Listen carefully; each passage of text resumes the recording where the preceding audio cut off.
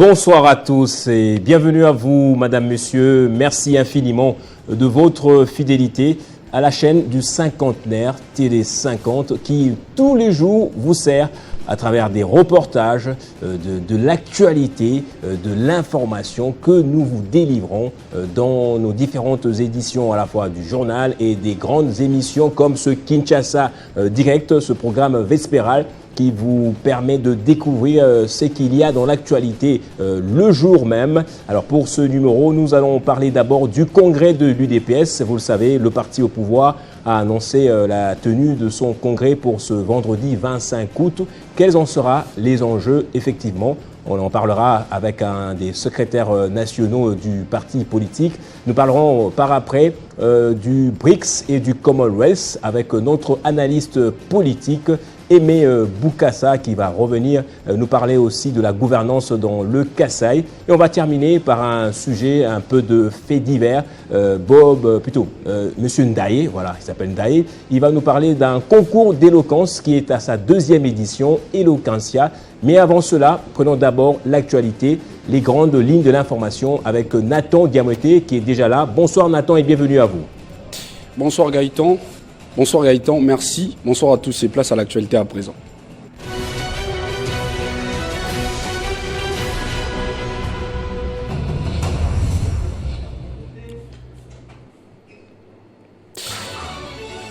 À la une de l'actualité ce soir, Peter Tiani, journaliste et directeur général de Perfect Télévision, a été arrêté ce vendredi dans l'après-midi par des hommes en uniforme et armés. Ce dernier a été amené dans une destination inconnue et jusque-là, aucune raison n'est connue sur son arrestation.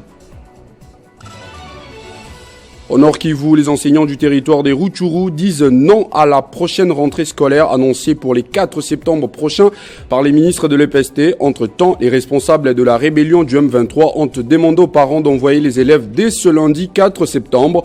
Ces enseignants ont conditionné toute rentrée par le rétablissement de la paix et la sécurité.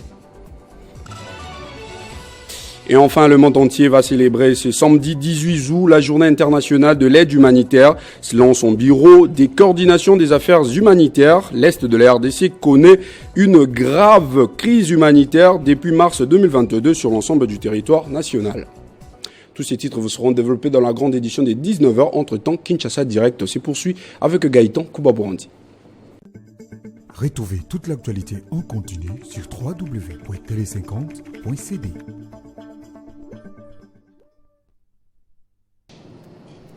Merci infiniment Nathan Diamoté pour cette présentation. Le rendez-vous est donc pris à 19h juste, mais d'abord c'est Kinshasa Direct. On se retrouve dans un instant pour commencer avec notre tout premier sujet, le congrès de l'UDPS avec un secrétaire national du parti politique.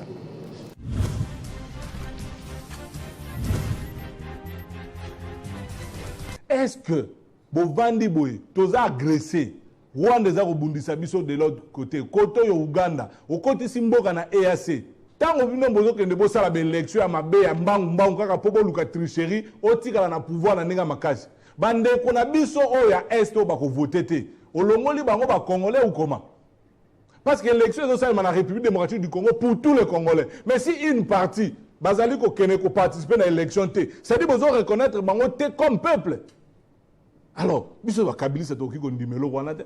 Biso toza fier, toza na bila o Joseph Kabila sala musala na mboka o peuple congolais dans son ensemble. La majorité aujourd'hui, baza na besoin Joseph Kabila. Tika société ya transport, Transco. Boza ko croire na IDPS oyo définition na bango ya politique égale le mensonge. C'est pas normal. Kabila a pouvoir akuti compagnie aviation te atiki yango. Tant que le baraboma et l'on a coûté que ça fonctionner bien, hier a bomi yango ils ont existé sous thé. Vous pouvez nous aider à citer. Parce que Kabila quand il prend le pouvoir, a coûté batu awa boza ko foutre là ba bureau ba ministère ils ont foutre là atiki immeuble intelligent. Kabila quand il arrive au pouvoir, a coûté que Congolais pour comme na bandundu et c'est ngana sala un mois na nzela. Hier a comme le pouvoir Congolais comme ko kende bandundu aller-retour le même jour. Ayen a pouvoir a coûté armé atiki armé. Na position ya bien. Les routes boza ko sillonner wa bozo kumba na mituka na boulevard du 30 juin. Est-ce que avant Kabila boulevard ane zalaka? Obi batu mingi bolobaka mais Kabila salanine. Depuis indépendance, le seul président oyo atonga université à Sika depuis ba université belge batikela biso, mais c'est Joseph Kabila. Soko université à Kindu construit sous Joseph Kabila. Joseph Kabila. Pont Loange, c'est Joseph Kabila. Le pont Pozo, c'est Joseph Kabila. Le pont Lualaba, c'est Joseph Kabila. La route Kinshasa jusqu'à Chikapa, 13 heures de route, c'est Joseph Kabila. Nzela, il y a Kinshasa, Congo central, avant Kabila. Et c'est qui praticable était. Mais de quoi on parle?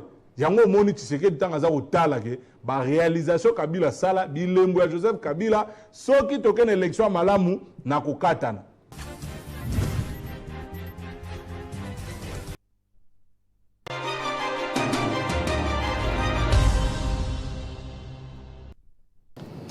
Mon tout premier invité, il s'appelle Évariste Kalala, secrétaire national en charge de la justice et droits humains du parti politique UDPS, l'Union pour la démocratie et le progrès social. Bonsoir Monsieur Kalala et bienvenue à vous. Bonsoir Télé 50 et bonsoir à tous les téléspectateurs. Alors c'est un honneur d'ouvrir justement ce Kinshasa Direct avec vous. Nous parlerons du congrès que votre parti politique est sur le point d'organiser. Ce sera dans quelques jours, le vendredi prochain. Mais l'actualité oblige. Nous avons assisté à travers les médias, les quelques vidéos partagées sur la toile, à l'arrestation de Peter Tiani, un journaliste et patron d'un média. Alors que nous nous rapprochons des élections, on a comme l'impression que de plus en plus l'action politique actuelle va dans le sens de crisper encore le climat politique. Merci pour la question et cette opportunité de m'exprimer sur la question. Je rebondis sur votre question. Est-ce que vous pensez que la période préélectorale, c'est une période de non-droit où il n'y a pas de droit, il n'y a pas d'infraction? C'est ça la grande question. La grande question serait plutôt de savoir qu'est-ce qu'on lui reproche alors. Non, mais justement, vous savez qu'à cette phase, l'enquête est secrète. Et moi, ce n'est pas l'UDPS qui arrête, ce sont les services attitrés. Je pense qu'il faut laisser ces services faire leur travail et on saura quoi. Mais je sais d'emblée que la volonté politique actuelle n'admettra pas des arrestations politiques. Et il faut savoir, période électorale ou pas, le droit continue à exister. On ne mettra pas les lois de la République entre parenthèses. Alors, vous êtes juriste, avocat donc, secrétaire national en charge de la justice et des droits humains du parti au pouvoir, l'UDPS. On a assisté à plusieurs arrestations de ce genre qui ont été décriées même par les organisations internationales. C'est tout à fait normal que l'on se pose la question du pourquoi de cette nouvelle interpellation. Mais un journaliste qui est supposé être proche de l'opposant Moïse Katumbi. Très exactement. C'est ce que j'étais en train de vous dire. L'arrestation n'a pas de connotation politique, ça je peux vous en assurer. Et il faut laisser la justice faire son travail. La machine est lancée, il faut la laisser faire son travail. D'emblée, les gens doivent savoir qu'on ne peut pas se cacher derrière son statut de politique ou d'opposant pour commettre des infractions. Ça, aucun État ne l'admet. Aucun État sérieux ne l'admet. Merci beaucoup pour cette précision. On en vient donc à cette question du congrès annoncé par votre secrétaire général, Augustin Kabouya. Il sera organisé durant 2 jours, soit du 25 août, un vendredi, et le samedi. Quels en seront les enjeux principaux ? Écoutez, l'enjeu principal, c'est justement pour nous, l'UDPS, confirmer, selon les prescrits statutaires, le candidat président de la République de l'UDPS. Beaucoup de partis de l'Union sacrée l'ont fait avant vous. Vous n'êtes pas en retard, non? Pas du tout. Ouais. Pas du tout. Chacun a son agenda, chacun a son cycle politique. Et surtout, il faut retenir que, en tant qu'homme politique, l'UDPS, c'est la maternité politique du chef de l'État. Et à ce titre-là, nous ne pouvons pas nous permettre d'aller à ce scrutin sans avoir un candidat. Nous y allons justement pour consacrer le nôtre, qui a été déjà désigné depuis la résolution des assises de Kisantu. Justement, l'enjeu principal restera essentiellement l'entérinement de Tshisekedi comme candidat président de l'UDPS. Candidat président de la République pour le compte de l'UDPS. Justement, candidat président de la République pour le compte de l'UDPS. C'est l'UDPS qui est la maternité politique du Tshisekedi. Mais pourtant, on a assisté à plusieurs querelles intestines au sein de l'UDPS. Ce n'aurait pas été l'occasion aussi de pouvoir passer la serpillière pour régler quelques différends au sein de l'UDPS? Mais écoutez, je vous en citerai si vous voulez. Oui, mais moi je crois que c'est inhérent à toutes les sociétés humaines, même dans nos familles biologiques, les problèmes ne manquent pas, mais ce n'est pas ces problèmes-là qui nous empêchent de fonctionner. Ça ne renvoie pas une belle image du président de la République en tant que parti mère. Non, mais ça c'est... Au fait, dans votre question, on comprend que vous avez déjà d'emblée une façon, une opinion que vous voulez transmettre. L'image du chef de l'État, elle ne peut être évaluée que par son bilan, par son action politique, qui est largement positive. Et aujourd'hui, le parti du chef de l'État, c'est un parti qui a plusieurs particularités. Notamment, le parti n'est pas fondé par le chef de l'État. C'est un parti qui a survécu à ses fondateurs. Et aujourd'hui, quand on parle de l'UDPS, je crois qu'il faut tenir compte de tous ces aspects-là. C'est une très grosse machine, c'est un organe vivant. Quand l'organe n'est pas vivant, c'est normal, il ne tombera pas malade et il n'y aura pas tout c'est fini, quoi, il faut l'enterrer. Et je crois que ce parti-là, les Congolais ont mille et une raisons de continuer à croire en ce parti et de continuer à espérer que nous allons mener le Congo à bon port. Alors, Tshisekedi ne ferait peut-être pas comme Joseph Kabila à l'époque, se présenter comme candidat indépendant? Pas du tout. Ben écoutez, je ne vais pas ici, je ne suis pas dans les secrets de Dieu, mais ce que je peux vous dire d'emblée, c'est que c'est deux cas de figure très différents. Le président sortant, l'ex-président Kabila, a créé le PPRD. Bien sûr, il s'est fait accompagner, mais il a créé le PPRD. Mais l'UDPS n'a pas été créé par l'actuel chef de l'État. C'est un parti qui l'a façonné et qui a forgé sa façon de voir les choses et surtout qui lui a transmis l'amour du Congo et du Congolais. Et je pense que ça, ce n'est pas peu de choses. Donc, c'est deux cas de figure très différents. Justement, il pourrait se présenter en tant que ou comme candidat indépendant. Pas pour prendre une distance vis-à-vis de l'UDPS. Non, l'UDPS apparemment est géré de main de fer par Augustin Kabouya, qui a apparemment pris la décision de radier carrément 4 personnalités d'une sous-structure du parti politique, comme ça. Non, mais comme toutes les organisations, on a des structures disciplinaires et quand chaque membre le sait. Quand il s'écarte de nos textes et de la ligne du parti, il s'expose. Ça, ce n'est même pas une question, on ne va pas s'attarder là-dessus. Là où il n'y a pas de discipline, c'est la jungle. Mais s'il vous plaît, laissez-moi chuter. Ils avaient suspendu Kabouya, M. Azadi, quelques autres personnalités, deux autres, je pense. Justement, vous me donnez l'impression d'être un partisan de la jungle. Parce qu'ils n'ont aucun titre et aucune qualité pour poser ce genre d'acte. Je ne vais pas m'attarder. Ils se sont basés sur les règlements, les statuts de l'UDPS, tout comme M. Kabouya. Vous semblez n'avoir aucune maîtrise de ces textes-là. Je l'ai lu. Non, mais très mal alors. Laissez-moi vous dire qu'ils n'avaient ni titre ni qualité. Et je ne vais pas m'attarder là-dessus parce que ce n'est pas le sujet de notre communication.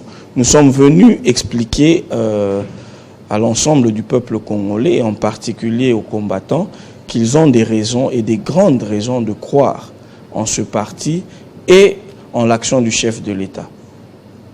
Alors, pour le Congrès, savons-nous déjà le lieu où ça va se tenir et les personnes qui vont y participer? C'est justement à cet effet qu'on a mis en place une commission préparatoire. Ouais.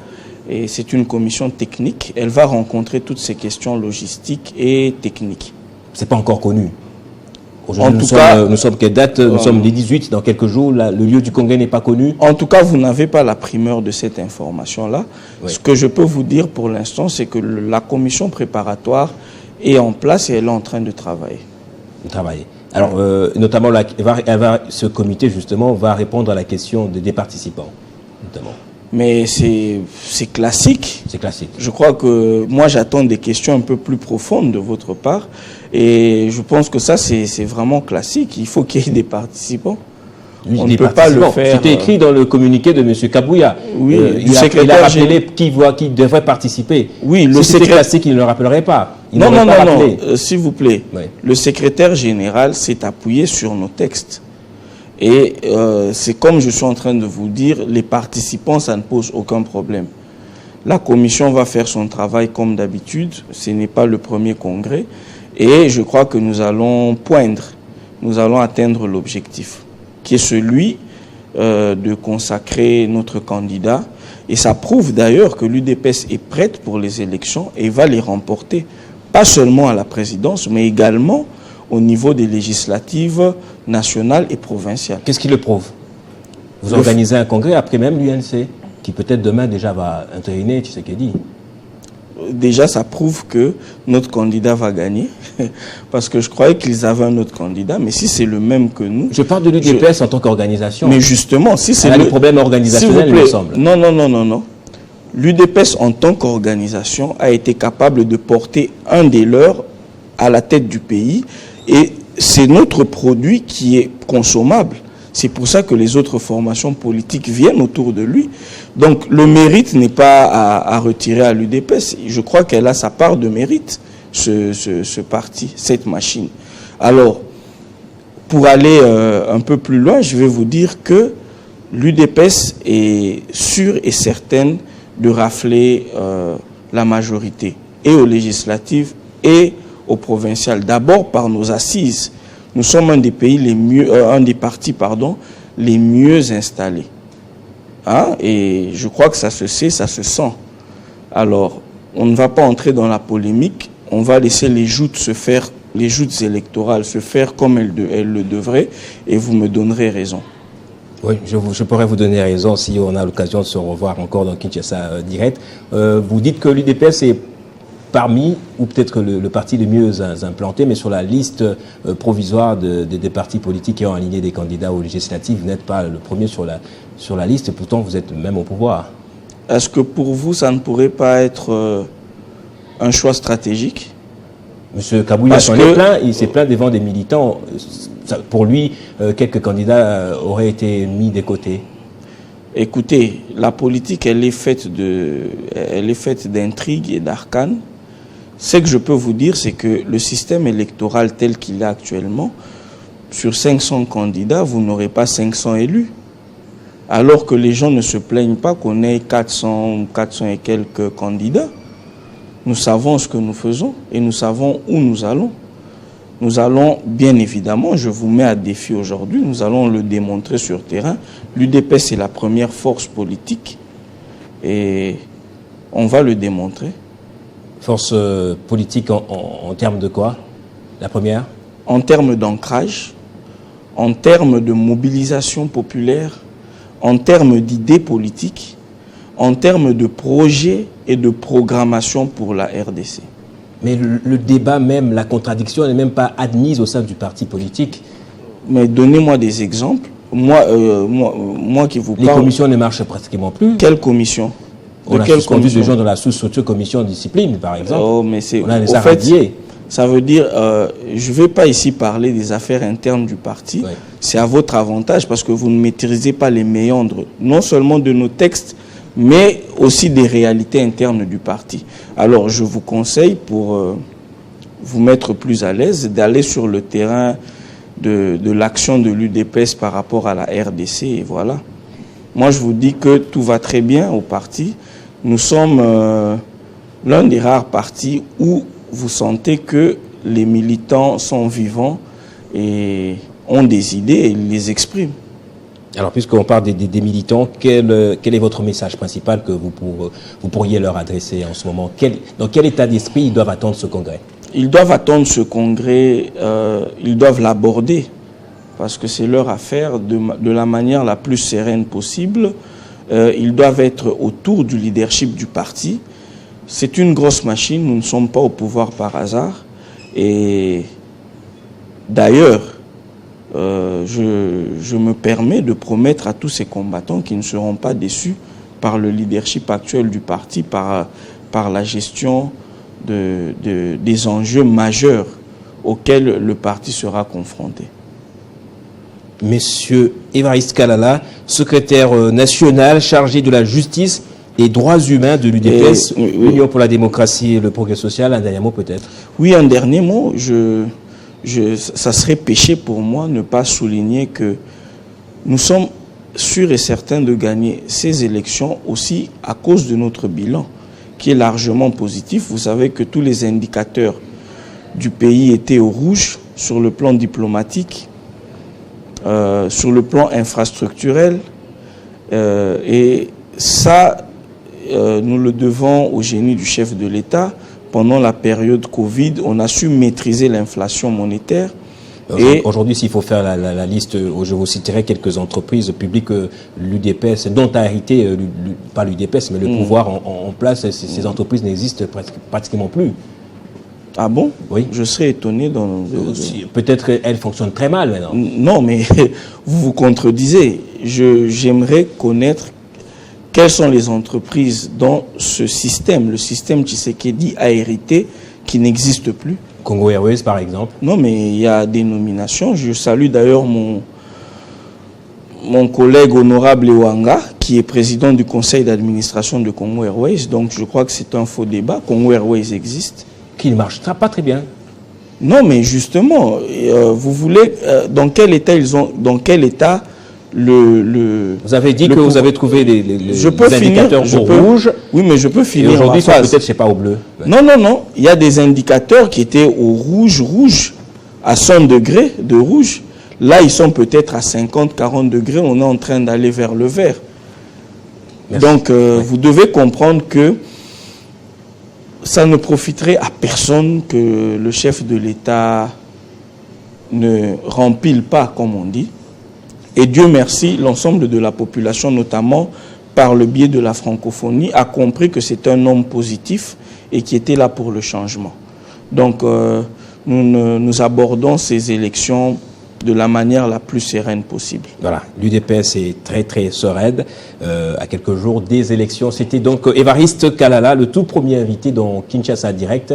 Le second, ce sera Aimé Boukassa. Nous parlerons de la gouvernance dans le Kasaï. Nous reviendrons également du BRICS, sur le BRICS et sur le Commonwealth.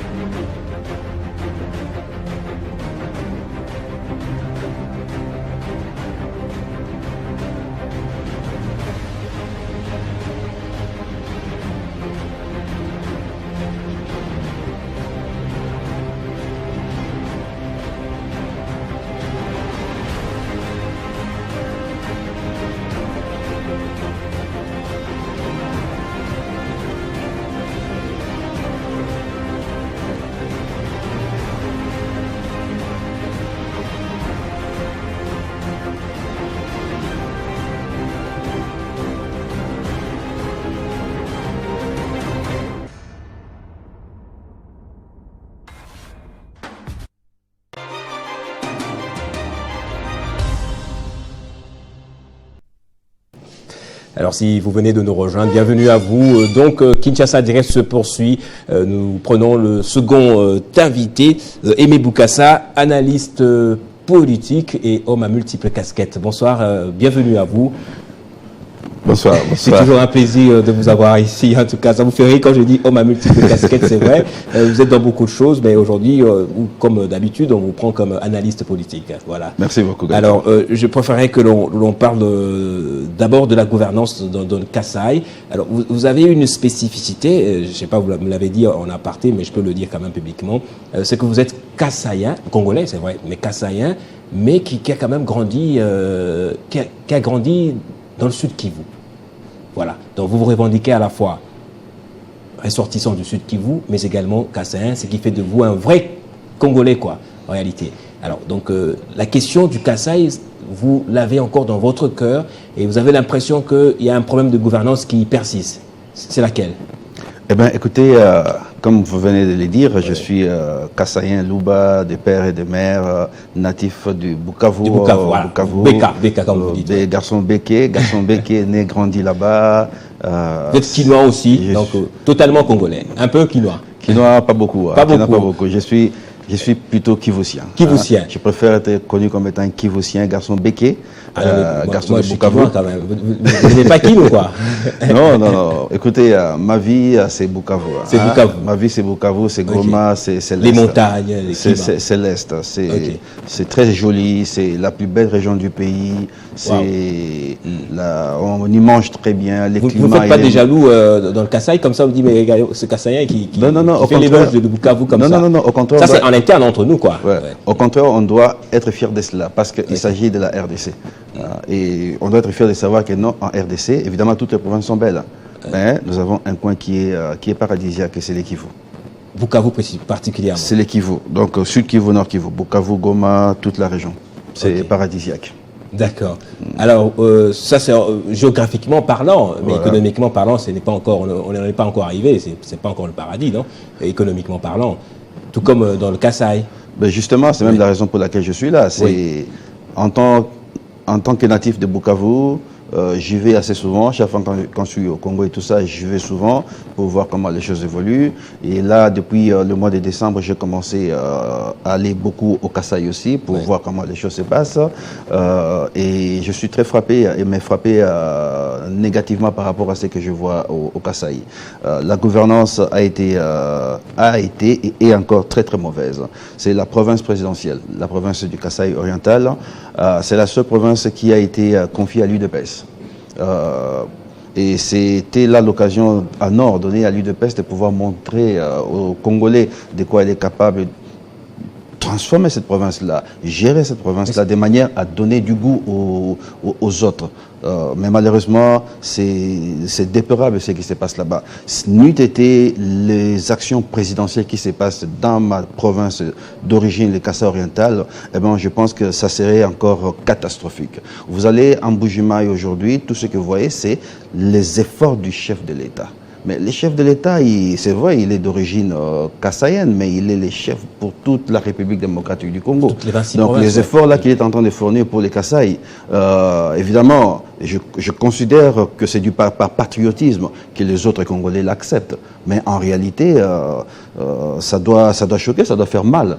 Parce que n'eût été ces efforts-là, eh ben, il n'y aurait absolument rien à l'heure au Kasaï, principalement Kasaï oriental. Vous savez, il y a le président de l'ensemble, Moïse Katumbi, qui veut être candidat, qui veut diriger ce pays. Et jusque-là, ce qu'il met en valeur comme étant un projet de société, c'est le fait qu'il a été gouverneur au Katanga et qu'il aurait bien géré le Katanga. Et il pense pouvoir... Il y a un débat là-dessus sur la question. Bien sûr, c'est ce qu'ils disent. Hein. Ils pensent que non, ce qu'ils ont fait au Katanga, ils peuvent répliquer ça sur l'ensemble du pays. Mais aujourd'hui, l'UDPS au pouvoir au Kasaï. Hein.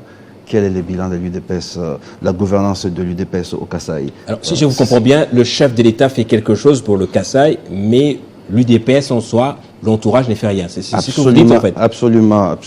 L'exécutif provincial est presque inexistant. Vous faites des reproches à l'exécutif provincial. À l'exécutif provincial. Pas au pouvoir, pas à Kinshasa. Non, pas à Kinshasa. Kinshasa a montré les bons signes. Non. Bon signe, c'est autre chose. Okay. Je reproche à l'exécutif provincial, et cet exécutif provincial, elle vient de quelque part. Elle vient d'un parti politique, elle vient de l'UDPS. Okay. L'UDPS, les bastions de l'UDPS, d'abord les Kasaï oriental. Et malheureusement, voir la gestion de l'UDPS dans la province du Kasaï oriental, ça fait très mal au cœur. C'est choquant, ça fait très très mal au cœur. Et il y a absolument urgence pour qu'ils puissent essayer de revoir ça. Nous allons vers les élections en décembre. Il n'y aura pas de cadeaux à se faire.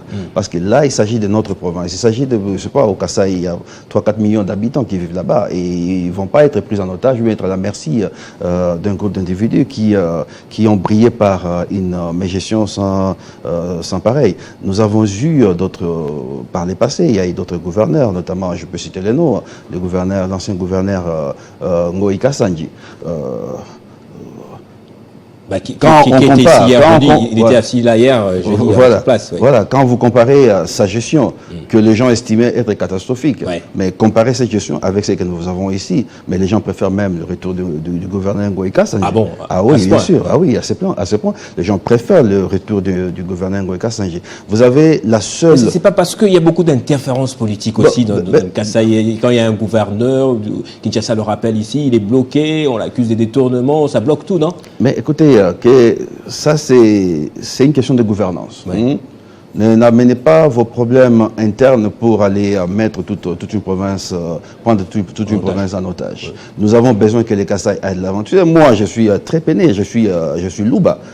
Quand j'entends tout à la longueur de la journée, vous les Kasaïens, chez vous c'est les grands villages, vous allez envahir les Katanga dans des trains, et quand je vois mes frères et sœurs sur des trains de marchandises en train de partir, d'immigrer à gauche et à droite, ça fait mal. Et c'est l'occasion de pouvoir commencer à donner quand même un souffle à cette province-là. Et malheureusement, vous avez des politiciens du Kasaï qui sont, au lieu de travailler pour les Kasaï, ils sont en train de se taper dessus, et c'est inacceptable. C'est inacceptable. Vous avez la seule compagnie qui faisait vivre encore les Kasaï aujourd'hui, c'est la compagnie minière Sassim. Parce que la MIBA a été mise par terre. Et la seule compagnie qui faisait encore vivre la province, c'est la Sassim. Et aujourd'hui, vous avez Madame la ministre de Mines, qui est fille du Kasaï, et même du territoire où Sassim fait ses opérations à Miabi, qui signe cet arrêté et qui bloque tout. Aujourd'hui, vous avez les agents de la Sassim qui sont dans la rue. Aujourd'hui, nous nous retrouvons dans des situations où nous sommes obligés de revoir nos prévisions budgétaires pour commencer encore à aider nos frères, nos cousins, nos tantes là-bas au Kasaï, alors que c'est des gens qui travaillaient. La Sassim était là, la Sassim produisait, ça faisait d'une manière ou d'une autre la fierté de la province. Maintenant, comment la province va évoluer? Comment la province va fonctionner lorsque la seule compagnie qui était là, qui est restée, qui produisait encore la province, vous la mettez dans des difficultés comme ça, et de manière volontaire pour les intérêts de certains individus. Et ça, c'est inacceptable. Alors, vous avez des députés qui ont été élus dans les Kasaï orientales, qui sont supposés aller au Parlement défendre la cause du Kasaï. Ils ne le font pas. Et qui le fait? Il n'y a que l'honorable Alphonse Ngoï Kassanji qui le fait. Ah bon? C'est le seul. C'est le seul qui est... Je suis surpris comme ça que vous vantiez, absolument. Oui. C'est le seul qui défend la cause du Kasaï oriental. Au Parlement, dans les médias, c'est le seul qui le défend. Et écoutez, moi je me dis, écoutez, il ne doit pas être le seul à le faire. Nous sommes tous fils et filles du Kasaï. Mais cette négligence-là, à la fois c'est laxisme, cette manière de faire de l'entourage et du parti politique du chef de l'État aura peut-être des répercussions même sur son élection, probablement, ou ça compte des popularités, ou non? Non, mais justement, c'est la raison pour laquelle nous sommes là pour alerter, pour lancer cette alerte-là, pour faire ce que nous devons faire en tant que citoyens. Nous avons ce devoir de citoyen de nous battre pour défendre les chefs de l'État, parce que les chefs de l'État, pour mon cas par exemple, je ne suis pas nouveau auprès du chef de l'État, j'ai fait sa campagne quand presque plus de 90% de ceux qui sont aujourd'hui avec lui autour de l'Union sacrée, ils étaient soit dans la Mouka ou dans les FCC. Nous étions parmi les quelques rares qui lui ont fait confiance et qui ont mouillé les maillots pour les soutenir, et nous continuons à les soutenir, et nous n'allons pas accepter que les hypocrites, les ennemis du Congo, les ennemis du Kasaï, les arrivistes, les jouisseurs, tous les noms que vous voulez, nous n'allons plus accepter à ce que ces gens-là puissent tenir le chef de l'État, prendre le chef de l'État en otage d'une manière ou d'une autre. Nous allons parler, nous allons nous battre parce que nous voulons que le chef de l'État réussisse sa mission, nous voulons qu'il puisse avoir le deuxième mandat, mais nous voulons que cette fois-ci, l'entourage qui va l'accompagner pour le deuxième mandat soit un entourage digne des hommes et des femmes capables, de patriotes, intègres, compétents et qui vont faire des choses pour que non seulement les Kasaï changent, mais que toute la République, l'ensemble de la République démocratique du Congo. Alors s'il faut assainir cet entourage-là, j'ai entendu beaucoup de gens dire la même chose que vous, M. Camille Kalele l'a dit, j'ai reçu récemment aussi un monsieur, un proche de l'UDPS, et il a une organisation qu'on appelle UDPS des vertébrés, quelque chose comme ça, qui a dit le même discours. S'il faut assainir, on doit commencer par quoi? Eh bien, vous savez, nous avons accepté d'être pris en otage. Nous avons accepté de rester muets. Nous avons cédé à des pressions, à des menaces. Et cette fois-ci, on ne va pas accepter ça. On ne va pas céder à des pressions, on ne va pas céder aux menaces. Le président de la République, Antoine Félix Tshisekedi, c'est notre président, le président de la République démocratique du Congo. Il n'est pas le président d'un parti politique, il est là pour servir cette nation. Le mandat qu'il va avoir, ça sera le mandat de la nation congolaise pour travailler et servir ce peuple. Et nous lui souhaitons bonne chance et nous allons les soutenir dans ce sens-là. Et nous voulons que ces mandats-là puissent réussir. Alors c'est de notre devoir de nous rassurer que nous faisons suffisamment de bruit. Nous allons frapper à des portes à gauche, à droite pour se rassurer que cette fois-ci, la bande de tous les aventuriers et hypocrites et sans intégrité puisse encore s'accaparer de tout ce qu'ils ont fait. Vous dites que vous avez accompagné le président de la République, Félix Tshisekedi, à l'époque, avant son élection. Vous n'êtes pas parmi les oubliés, non? Vous ne vous sentez pas comme ça? Oublier ceux qui connaissent l'affaire, ils savent que je suis un oublié. Ils savent que je suis un oublié. Mais moi, quand moi je me suis engagé dans cette bataille-là pour défendre le président de la République, Félix Tshisekedi, c'est parce que je crus en lui. C'était pas pour vous-même? C'était pas pour moi, c'est pour le Congo. Okay. À partir du moment que toi, mon frère, ma soeur et mon pays aillent de l'avant, ça me suffit. Ça me suffit. Je fais mes affaires, je fais d'autres choses. Mais le plus important d'abord, c'est pas moi, c'est mon pays. Je veux que mon pays se mette debout, que mon pays aille de l'avant. Et le pays ne peut que se mettre debout et aller de l'avant si le président est bien entouré et encadré par les gens qui ont cet amour, cette volonté-là de l'aider à amener ce pays de l'avant. Alors, l'autre thématique, c'est je les appellerais des pseudo-valeurs occidentales maintenant qui se propagent comme des petites cacahuètes un peu partout. Il y a notamment le phénomène LGBTQ+, RR, etc. Alors, vous êtes vent debout contre ce phénomène qui n'est même pas encore ancré dans notre pays. Pourquoi c'est votre cheval de bataille maintenant? Eh bien, ce phénomène-là, il est très très important. Là, je m'adresse de nouveau à mes frères et sœurs congolais. Il y a une menace qui frappe à notre porte. Il y a une menace qui frappe à la porte avec comme objectif la destruction de la cellule familiale. La famille, telle que nous l'avons connue de part de nos aïeux, c'est que c'est un père et une mère, rien d'autre. Eh bien, nous sommes menacés par ces phénomènes de LGBT, et si on ne fait pas attention, eh bien, nos enfants vont hériter d'un monde, d'un Congo qui sera dépravé, un Congo qui sera immoral, et ça, c'est inacceptable. Aujourd'hui, vous avez... la dernière fois, j'en avais parlé. En France, par exemple, on cherche à révisiter ou à revoir le curriculum scolaire, ouais, et intégrer des notions telles que les enfants doivent être enseignés, à savoir que les parents, dans une famille, ça peut être constitué d'un père ou d'une mère, et ces pères-là ou cette mère-là, ça peut être un homme ou un homme. C'est inacceptable. Et comme si cela ne suffisait pas, aujourd'hui, ils ajoutent encore d'autres choses, telles que, vous savez, des groupes de gens qui se revendiquent que non, eux, ils adoptent la notion du chat. Donc, ils sont comme des chats. D'autres sont des papillons. Donc, ils s'organisent dans ce monde-là et ils se disent, bon, puisque dans les LGBT+, donc ils sont dans les plus là, et nous devons avoir de droits. Il se constitue un cahier des charges un cahier des charges qu'ils veulent imposer au monde. Et évidemment, ça va commencer par chez eux là-bas, pour finir par nous être imposés, nous, ici. Donc, nous devons nous mettre debout, nous devons dire non à cela. Nous sommes des Africains, nous avons, je ne cesse de le dire, nous avons nos valeurs, nous avons nos coutumes, et nous n'allons pas accepter assez qu'on vienne nous imposer encore ces choses-là. Donc, ce qui est à corriger par rapport à notre coutume, c'est à nous-mêmes de corriger. Ce qui est à revoir par rapport à notre coutume, étant donné que nous sommes au XXIe siècle, c'est à nous-mêmes de le faire. Mais on n'a pas besoin que les gens qui ont perdu leurs coutumes, parce que les Occidentaux, il y a presque plus de coutumes là-bas, presque plus de valeurs là-bas. Et donc on ne va pas accepter à ce qu'ils viennent maintenant aussi détruire la cellule familiale ici chez nous. Mais alors, le monde est devenu comme un village planétaire. Aujourd'hui, toutes les cultures du monde se rencontrent. La culture qui est la plus forte, c'est elle qui domine sur les autres cultures. On le voit assez subtilement, tout ce que nous consommons aujourd'hui vient de l'Occident.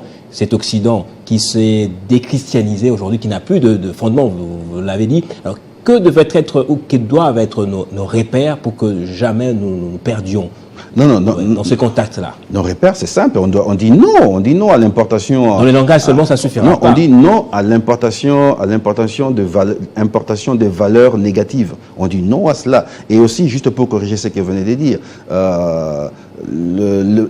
l'Occident aujourd'hui avec la guerre en Ukraine, ça nous montre réellement c'est quoi qu'on peut considérer comme étant l'Occident. Ouais. L'Occident, c'est pas c'est quoi? C'est peut-être un quart du monde.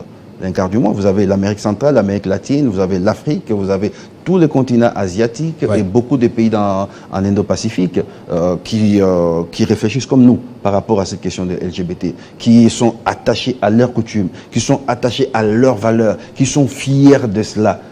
Donc, il n'y a pas que nous. Donc, nous devons dire non. Donc, justement, d'après vous, il faudrait peut-être appartenir à ces organisations qui sont restées un peu tradies, notamment le BRICS ou le Commonwealth. Donc, lequel? Pour terminer rapidement. Non, c'est pas. Ça, c'est autre chose. Pour moi, les BRICS, le Commonwealth. Ça, c'est pour l'économie. C'est beaucoup plus sur le plan économique. Oui. Nous avons besoin d'adhérer aux BRICS. Oui. J'y vais d'ailleurs la semaine prochaine. Vous participerez au BRICS?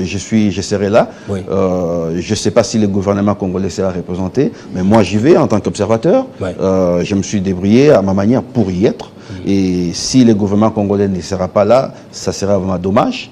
Mais je vais y aller, je me bats pour mon pays, pour mon Congo. Je dois faire ce que je dois faire pour mon Congo. Même si ma voix ne va pas compter, mais au moins je vais être là. Je vais essayer de faire du lobbying, de faire pression à ma manière par rapport à mes connaissances là-bas, pour que la voix du Congo, d'une manière ou d'une autre, de manière officieuse ou pas, mais qu'elle se fasse quand même entendre. Alors, nous devons appartenir à cette On va terminer par ici, et peut-être un dernier mot que vous lanceriez ou que vous diriez aux parents, parce que la famille, c'est d'abord les parents qui surveillent et éduquent les enfants pour qu'ils protègent leurs enfants face à tout ce qu'ils peuvent regarder et qui peuvent les influencer autrement. Alors ici, c'est pas seulement aux parents, c'est à toute la société civile, les religieux, parce que nous sommes un pays d'abord religieux, les religieux, tous ceux qui pensent qu'ils sont dans les organisations à caractère éducatif, des choses pareilles, c'est notre devoir. Évidemment, les parents, les enseignants, c'est notre devoir. Nous avons l'obligation de sauver la nation face à ces dangers qui pointent à l'horizon avec les LGBT. Si on n'y fait pas gaffe, eh bien, on se retrouvera avec un monde complètement dépravé. Et ça, moi, je n'accepterai pas de voir mes enfants hériter d'un pays dépravé, parce que moi, je n'ai pas hérité de ces pays-là. Merci beaucoup. Aimé Boukassa, analyste politique, pour toutes ces précisions et pour avoir été là. Merci beaucoup, c'est moi qui vous remercie. Voilà, on reste ensemble maintenant pour terminer. On va parler, pour terminer, de l'éloquentia. L'éloquentia, c'est un concours d'éloquence que met en place une ASBL, Gereco, dirigée par Dolph Ndaye, qui va venir tout juste après.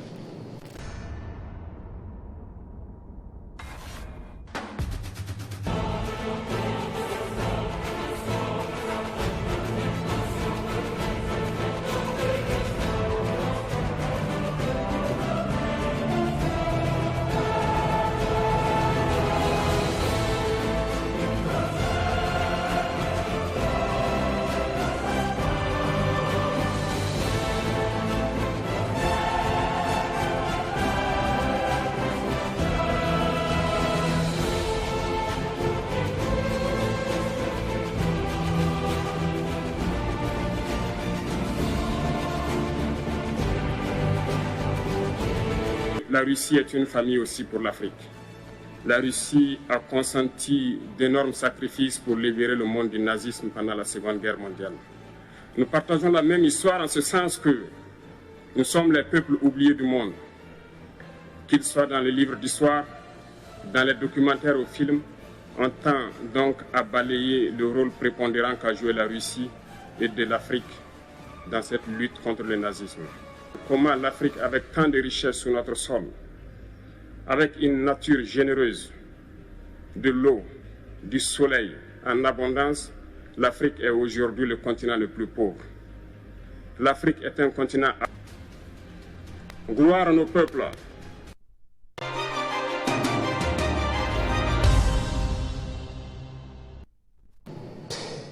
Si vous aimez les mots ainsi que leur portée, si vous aimez prendre la parole en public pour vous exprimer, ou encore si vous aimez l'art oratoire, mais vous n'avez pas tous les moyens qu'il faut, vous voulez être initié dans tous ces méandres de la prise de parole en public, cette thématique va certainement vous plaire. Vous êtes jeune, restez donc là. Dolph Ndaye est là pour nous parler d'un concours d'éloquence. Bonsoir, monsieur le coordonnateur. Bonsoir, M. Gaëton, et bonsoir à tous nos chers téléspectateurs. Alors, vous êtes coordonnateur de ASBL au nom de Géreco. Oui. Vous nous diriez, c'est quoi Géreco? Je voudrais qu'on plante le décor d'abord par parler des définitions, de quelques définitions. Alors, l'éloquence, vous, comment vous le définissez ou le présentez? Bon, l'éloquence en soi, c'est une faculté qui consiste à parler pour plaire, émouvoir et convaincre. Je dirais à ceux qui nous suivent à la maison que, par exemple, M. Gaëton est éloquent. Parce que quand il parle, vous avez l'impression qu'il vous aime. Quand il parle, vous avez l'impression qu'il est en train de vous persuader. Mais également, il convainc de par la force qu'il dégage dans ses propos, mais également de par la beauté qu'il sait accorder aux mots qu'il présente. Donc c'est ça l'éloquence. C'est toujours important d'être éloquent, c'est ça? C'est très important parce que moi je crois que la parole est omniprésente dans la vie. Ouais. Vous voyez, comme ici en RDC, la parole elle est partout. Dans le journalisme, c'est la parole. Dans la politique, c'est la parole. Et quand on n'est pas éloquent, on se met en difficulté. Parce que pour un entrepreneur, par exemple, c'est quand il est éloquent qu'il sait présenter ses produits, qu'il sait vendre. Quand on est politique, et on est éloquent, on sait présenter ses projets et sait faire qu'on entende. Quand on est, par exemple, je dirais professeur, c'est quand on est éloquent qu'on sait bien transmettre. Donc l'éloquence est importante. Alors, donc tout le monde peut être éloquent. Est-ce que éloquent, c'est lui qui parle avec une certaine ostentation, avec qui prononce très fort les mots, ou celui qui sait manipuler la langue, simplement? Je ne voudrais pas que l'on tombe dans les pièges des imposteurs. Parce qu'il y a beaucoup d'imposteurs aujourd'hui, ils essaient d'embellir deux ou trois façons de parler, et ça devient très compliqué. On est éloquent quand on a mesure de parler pour convaincre, persuader et émouvoir. Je préfère m'arrêter là. C'est technique, mais c'est classique. D'accord. Alors, je voudrais bien me poser la question sur la rhétorique, mais ça nous prendra peut-être beaucoup de temps. Il ne reste pas beaucoup. Donc, vous nous parlez des Eloquentia, qui est à sa 2e édition. L'édition précédente a été organisée en juillet, je pense, juillet 2021. 2021. Juillet 2021. C'était une grande réussite. Le gagnant a réussi une grosse cagnotte. On a les images qui va vous aider certainement à avoir quelques idées sur ça. Alors, c'est quoi la particularité de cette 2e édition qui vient peut-être 2 années après la première? Bon, éloquence, comme vous l'avez dit, c'est un ambitieux programme qui est également un concours d'éloquence qui a pour objectif de célébrer la parole et promouvoir la culture des prises de parole en public, mais également de détecter des talents, de les initier et les accompagner, justement pour question de leur permettre de raffiner leur façon de parler, mais également valoriser leurs talents. Éloquence, à part le fait d'être un simple concours, c'est aussi un grand programme de télévision, parce que nous pensons que l'art oratoire fait partie des grands arts. En RDC, par exemple, l'art que l'on accorde beaucoup d'importance, c'est la musique, la danse et tant d'autres. Mais nous disons que l'art oratoire, c'est un art important. C'est pour cela que nous venons mettre en place Éloquence, que nous avons mis en place Éloquence, que nous revenons avec une 2e édition. Alors, pour répondre à la question, les particularités de cette 2e édition, oui, la première particularité, c'est d'abord la mécanique du déroulement du concours. La fois dernière, nous sommes partis sur 3 grandes phases, les quarts des finales, la demi-finale et la finale. Cette fois-ci, nous allons sur 4 phases. Nous commençons par les 8e de finale, nous passons par les quarts des finales pour chuter par la demi-finale et la finale. À part cela, comme vous le savez, à la première édition, je vais aussi les dire pour les publics, à la première édition, pour les téléspectateurs, vous allez m'excuser, à la première édition, les candidats étaient coachés et encadrés par des virtuoses de l'éloquence. Ça sera encore le cas à cette 2e édition. La particularité, c'est que nous vous amenons des grandes virtueuses, nous amenons des grands coachs qui viennent de Kinshasa, de Bombaché et de Paris, qui auront encadré et coaché les candidats durant la compétition. L'autre particularité, c'est aussi par rapport à la cagnotte.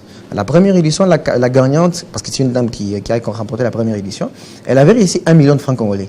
Mais cette fois-ci, nous serons sur 2 millions de francs congolais pour la première personne, 2 500 000 pour la première, 1 500 000 pour la deuxième et 1 million pour la troisième. À part cela, nous remettons des bourses d'études aux gagnants quand on est étudiant. Quand on n'est pas étudiant, c'est d'autres cadeaux qui vont sans doute accompagner les prix. Alors, j'ai lu dans la description que vous m'avez envoyée que les inscriptions ont déjà débuté.